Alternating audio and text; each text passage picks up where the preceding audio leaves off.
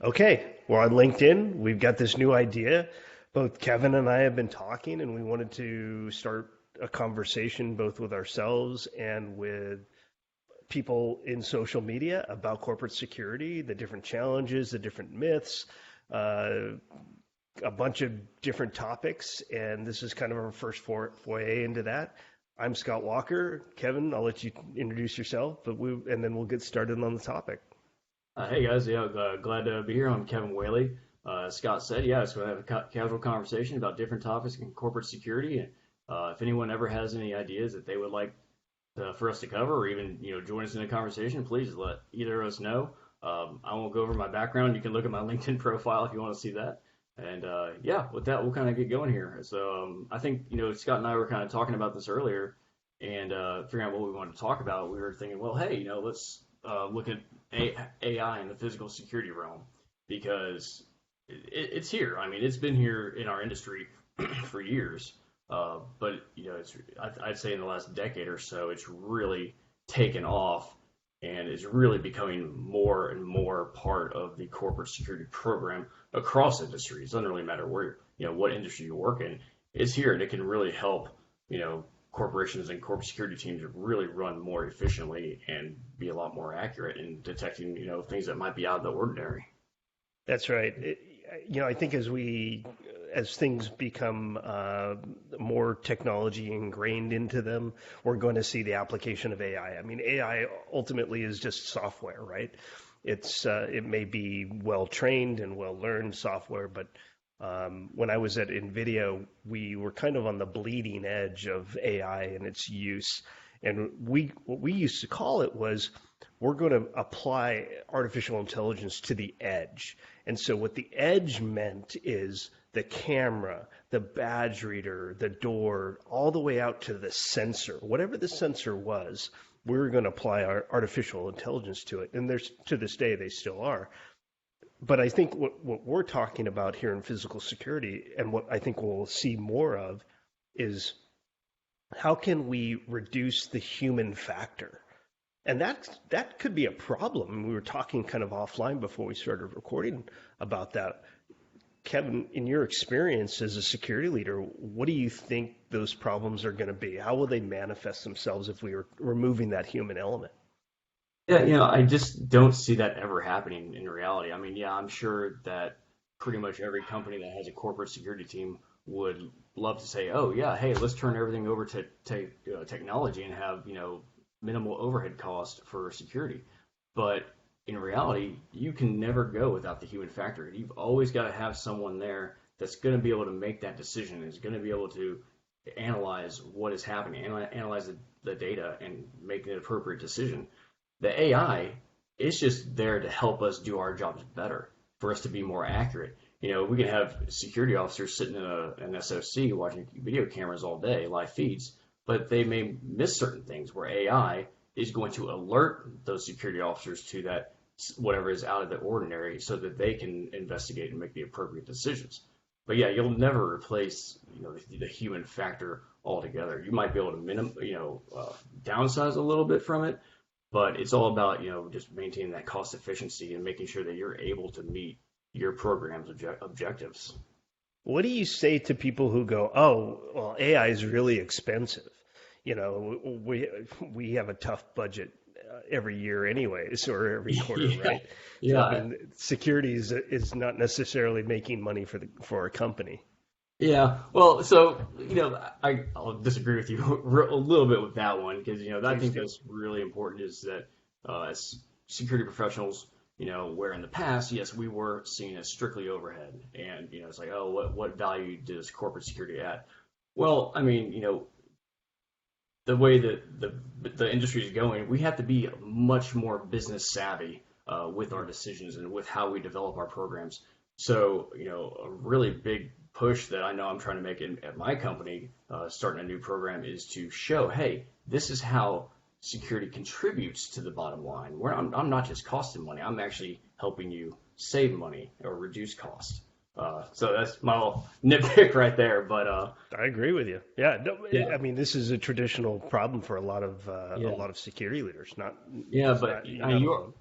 No, I'm sorry, I didn't mean to interrupt. But yeah, you are right. AI, it can be expensive, but I think the misconception is that, when people think artificial intelligence, a lot of people probably think, hey, what they see in the movies, the really sophisticated, Right. made up software programs that can detect whatever, anything HAL and everything. 9000 stuff. Yeah, exactly. But in reality, it's much more simple than that. Like we were saying earlier, is how the AIs can be embedded into the physical sensor or camera itself, and can even be the license with some programs can even be moved around from sensor to sensor depending on where you need it. I know that they've done that at a school district in another state where the school district was able to work it into their contract where, hey, we can move these licenses around as needed. So, hey, if we would need to use certain AI on video cameras at the football game on Friday night, but then, hey, we can move that over back to the school Monday morning. Hey, great.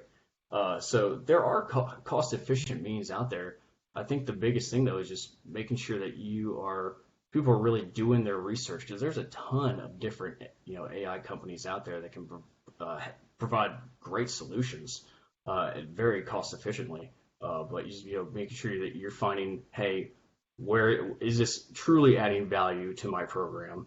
Or can it add value to the program? And then also, I think a good thing is, can it serve a dual purpose? It's like if I have, some AI on some security cameras, well, I can use it for maybe facial recognition, or depending on, where it's installed, maybe it can also be used as a transaction, monitoring. So, cash counting operations or things like that. So, if you can find the dual purpose for it, that's even a better way, or basically a more ammo for you to bring to your managers and get that approval. Well, what I like about facial recognition, especially in a banking context, is okay. So you identify maybe when bad guys come in the bank, but you can also identify when your customer comes in the bank. And rather than knowing every customer by heart, the bank leaders and the teller can now, oh, Mrs. Jones, it's nice to see you again. How's Betty, your daughter, doing? Or whatever. Yeah. You can have like this natural interaction that can provide information again at the edge to the employee to Yeah. actually provide some really good feedback to their customer, make their customer feel awesome. Does the customer have to know that they've been photographed since they're in the parking lot? Not necessarily, but to your point, utilizing security apparatus for kind of a different purpose, not Mhm. necessarily to deter crime or to keep bad guys out, but also to enhance how we deal with our customers and how we support them. So Yeah. I think that dual purpose can mean a lot of different things too. And I think that's a great point. I mean, and if you just look at this past year with the COVID pandemic, how many different software AI programs have come out for infrared, so you can detect people's temperature if they have an elevated temperature or not. Yep. That right there serves a dual purpose. So, but yeah, what kind of things have you been seeing, Scott, like in the industry? What have you seen as like where the big jumps are coming in terms of AI with physical security? Yeah, I think AI is going to have interesting application in that it can, if used properly, reduce headcount. I think to your point, we may never get away with having to have a human engaged or involved somewhere in what I call respond and mitigate, right? It's great Exactly. that you have sensors out there that are, and we have robots like Nightscope driving around the parking lot. I hear you; those are all good things. The more that we can expand our knowledge bubble, specifically in physical security campus environments, those are all great. But I don't know that we're going to get away from actually having or needing a high level, high thinking person to go out and mitigate any kind of risk that is involved. But what I think we're going to see is specifically with AI, it's going to reduce the amount of people that we're going to be needing in a situation. So you brought up SOC, or what in tech security we call a GSOC. You don't maybe need as many people because the AI is out there looking for anomalies. It's reducing bad sensor Mhm. alerts. I'm thinking of like door forced, door held, those kind of alarms that are commonplace. And because of their frequency and the volume there, many times a GSOC will turn down those alarms. So if you have a system similar to Linnell or something that is alerting you to, hey, these doors are being held open or these doors are being forced open, 9 times out of 10, it's just a bad sensor. It's not necessarily the sensor itself, but it's the calibration. Yep. It's just not calibrated right. So with AI, the amount of those types of alarms in combination with maybe cameras that are going to sense, the door's being held open by an AC, not by a bad guy who's holding the door open for other bad guys. So those kinds of applications, we're going to have a drop in the amount of kind of busy work or the non-functional work, or the work that doesn't provide any real value to the organization. And I think those margins will get smaller and we'll be able to be more efficient. And because of those efficiency plays, we're going to not only save money on headcount, which, by the way, as you know, is one of the most expensive things in an organization. Yeah. If you can do more with less people, even better, and I think you're going to empower that sensor operator, whether it's a SOC or a GSOC, to be able to manage more with less headcount. So I think that's going to be the real big efficiency play here. What do you think? I agree with you, 100% on that. And, I think just the way that these systems are set up where, where a deeper part of AI is, machine learning, where the sensor, the cameras, the program can actually learn what you're looking for. So, if there's facial recognition, let's say, take that for example, if you work wherever you work, it can do where it can actually be your access control system as well. Or it can say, okay, hey, yes, it recognizes all these people coming in, but, oh, hey, I don't recognize these 2 people. And it might, send up an alert to the GSOC saying, hey, here's a couple people that we haven't seen before. And they may say, oh, we know that those are some vendors of ours. Or it's like, okay, hey, these people look out of place. Let's maybe keep an eye on them. So one of the worst technologies that's still used to this day for access control is the badge, right? And we all, no employees like it. But I think to your point about machine learning, if you could have multiple factors or multiple ways that a campus or a building sensed you were supposed to be allowed in, could allow you in, and then would not grant you access to the technology or the information inside that building unless you met a criteria. Your phone was present, your watch was present, your car pulled into the parking lot, your face was seen. You didn't have to have a badge. You didn't have to put in a PIN code and to get in the door. You literally walked in, the doors opened for you. One person, the person who was allowed to come in, came in. You can ensure that no tailgating is occurring as well. Think about the employee experience there. How special they feel. I feel like I'm supposed to be here and I should be in this building and I should be doing the things that I'm doing. And then they can be thinking about all the great things that they're going to go create or they're going to go do. They're not thinking about like, oh, I forgot my badge at home. I got to go drive home and and fight traffic, or I have to go to the badge office or the security office and get another badge, and all those kind of things that are really what I call friction. Wherever there's friction, I see that as an opportunity for security to become more efficient. So if we think about all the things that cause friction in our security programs, we need to really be considering as security leaders the proper application of AI and where can we use that for efficiency plays. But I'm curious, what do you see as a good play for AI in a financial services or where you have a bunch of retail locations that have a lot of money that we might have somebody who wants to take.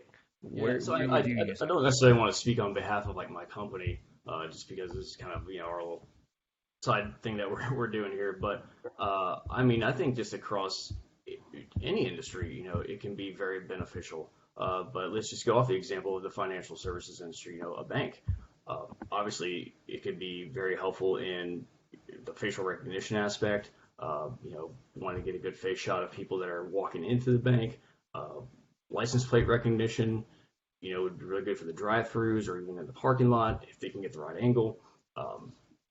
Dual controls, with access control. You're talking earlier about the badge, and it's all about layered security. Just have if you can make the more layers you can make to defend your assets, the better. But again, it has to, we want to reduce that friction though. We want to make sure it's fitting the company culture. I think that's a really big thing. But with the advances that technology has made, not just in AI, but in the way that we can encrypt our programs or encrypt our access credentials, it's just made leaps and bounds. I mean, we can have our access credentials on our phones now.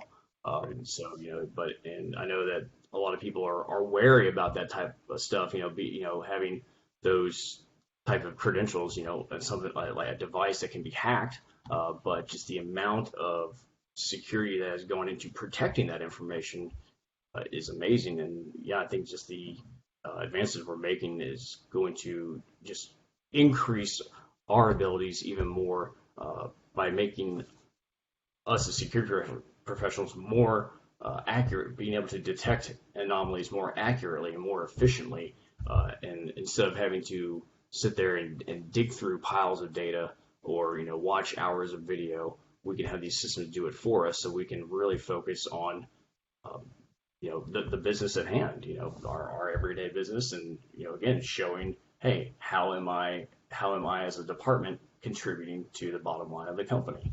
So. Great point, by the way, on the investigation aspect of AI. When you could, we have thousands of cameras on many of these companies and, millions of hours of footage. And if somebody said, hey, a week ago, a white sedan came in the parking lot and burglarized a bunch of cars and then drove out, boy, how hard would it be to find that white sedan on camera or that person on camera? AI applying a bunch of rule sets to it, you could probably drill in with, and there's software out there that does that now, but you can drill in and really identify that. Now, question for you, as a current security leader, I'm a former security leader, how do you plan for a budget in the future that you're going to have X amount of seat licenses for software, and software is going to be applied to your network?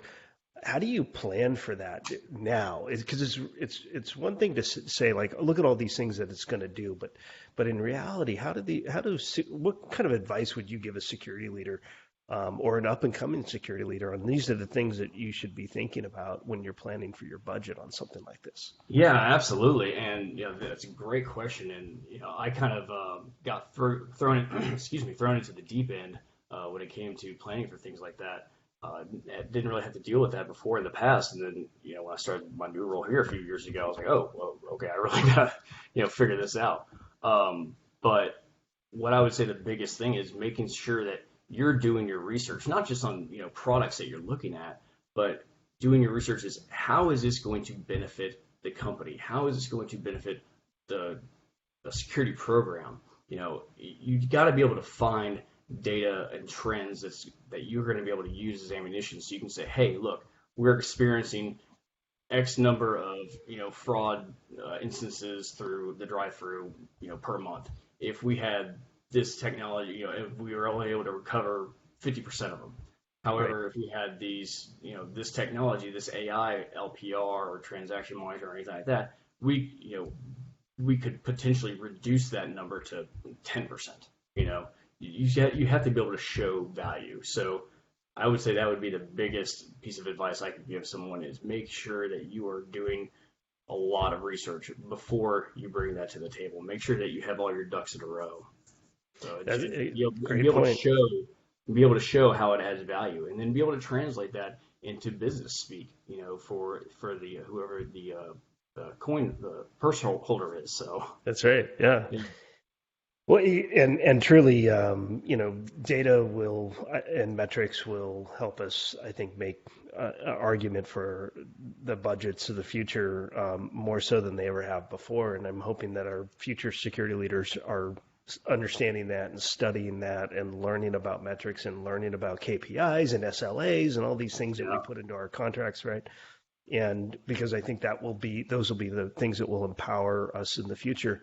Of course, there's always going to be those who will attack the data first and be like, "Oh, I don't believe your numbers," right? But we have to be smart enough, and we have to have the data be able to be pulled from enough sources to support our hypothesis, which is, we should be, growing our program in this direction, right?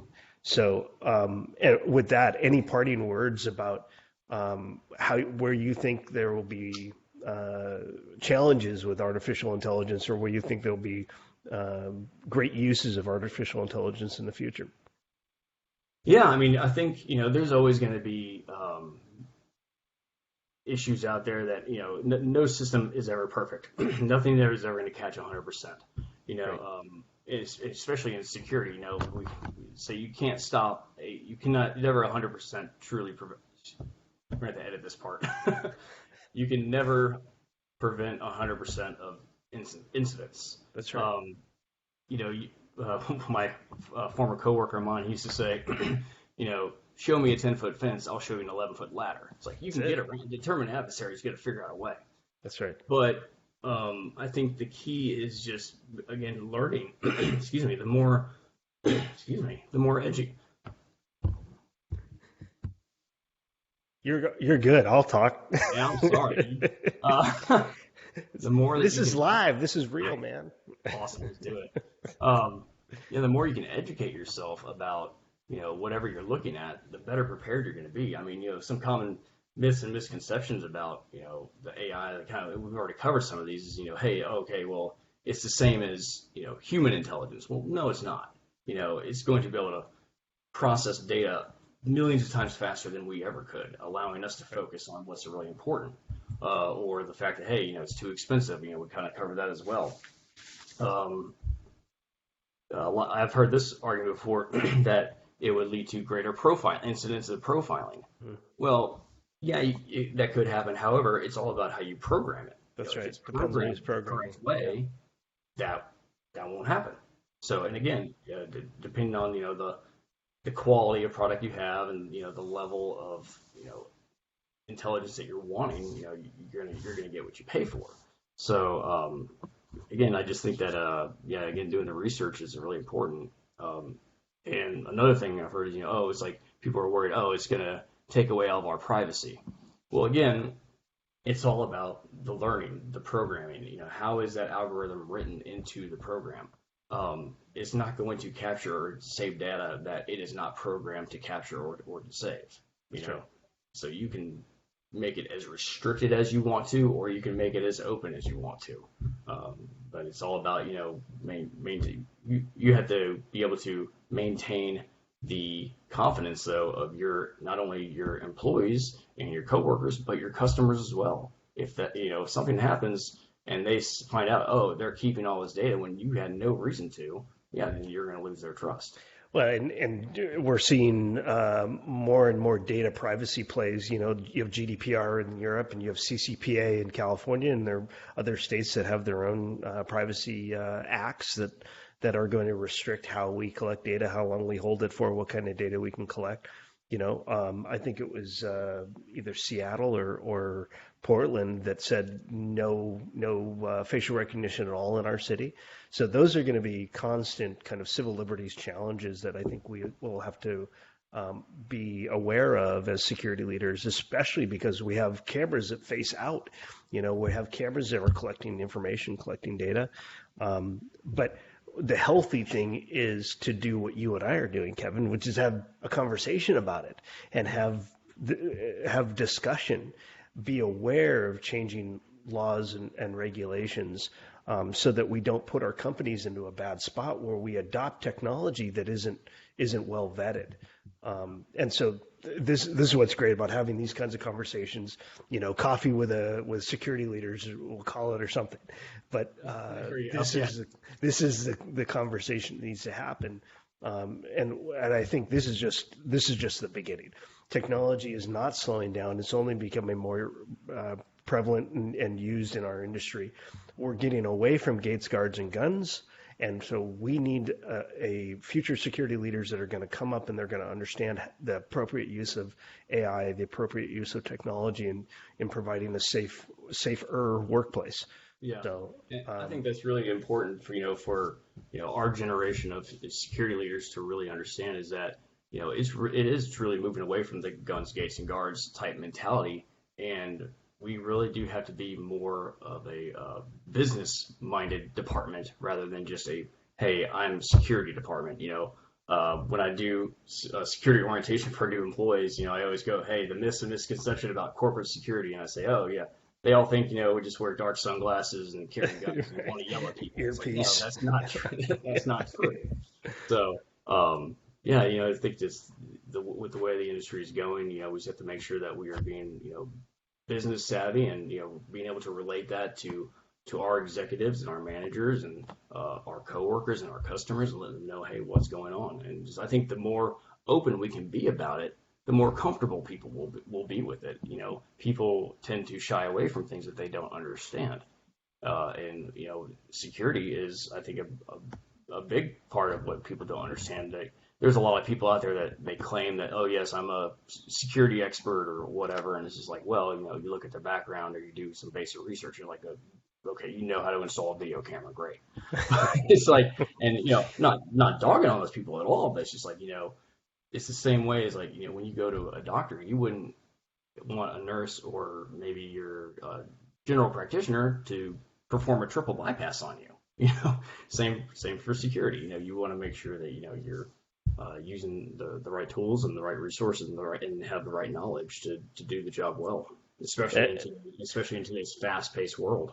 And it takes knowledge. You're absolutely right. You got to keep up on knowing what to do, and there's great certifications out there. We're both members of ASIS International. You have a CPP, I think, right? Yeah. Mm-hmm. Yeah, I have a PCI, which is the investigator certification in ASIS, because we care about trying to be on the cutting edge and trying to understand where technology is going, which is why we're here talking about this, because it's important to us, and we have a sense of that there aren't enough conversations happening with fellow security professionals. Any parting thoughts to the audience? No, I mean, again, if anyone has any topics that they would like to, for us to discuss, or you want to join us, do this more, discuss, we're totally open for it. And one thing I wanted to mention real quick, going back when we were talking about metrics and KPIs and stuff like that, I would highly recommend a book called Measures and Metrics in Corporate Security by George Campbell. We'll link that below. I think I've read that book 3 times, cover to cover, and I've learned so much from that book. So, and it's not written to be a security metrics book either. It's right. It is like, but it just covers. It doesn't just cover corporate security, physical security. It covers everything from your different risks in different areas like legal, HR, et cetera, et cetera. And the author George Campbell just does a great job of breaking everything down. So, and I actually had the pleasure of speaking with him not too long ago when I had some questions about his book, and he was just the nicest person. He was so knowledgeable. So highly recommend that book. Gotta love it. Keep building the knowledge base.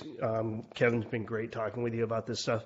I think, like to reiterate what you said, we want to keep these conversations going, and so we encourage people to comment below, ask us questions, connect with us if we're not connected, share this video. I'm going to put it on LinkedIn. We're going to put it on YouTube.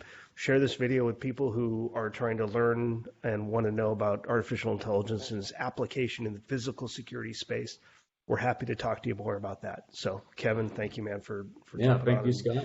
And we're going to have more conversations coming up. Yeah, absolutely. And thank you, everyone who watched, and definitely hope to do this again. And Scott, it was great, man. Thanks a lot. Great. Thanks, Kevin. All right. Thanks, everyone.